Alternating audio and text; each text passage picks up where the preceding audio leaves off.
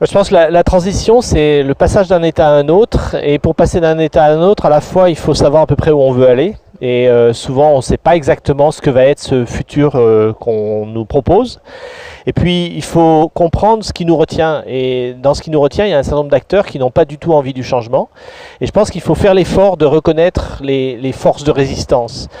Et ce qui était intéressant, c'est de faire discuter des entreprises, des collectivités territoriales, des acteurs politiques, des acteurs du conseil qui ont un regard un peu plus distancié, pour constater que d'abord, il n'y a pas une institution, il n'y a pas une entité qui a la solution.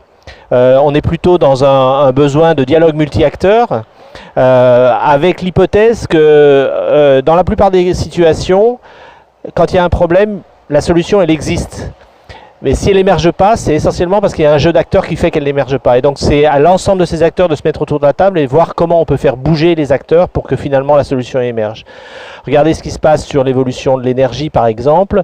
Vous avez des forces de rappel qui maintiennent un système très centralisé, alors que dans les territoires, on est en train d'encourager la décentralisation, la déconcentration, la diversification des formes de production d'énergie, où chaque individu va pouvoir être demain consommateur d'énergie certes, mais aussi peut-être un peu producteur d'énergie ou un peu investisseur dans une production locale d'énergie.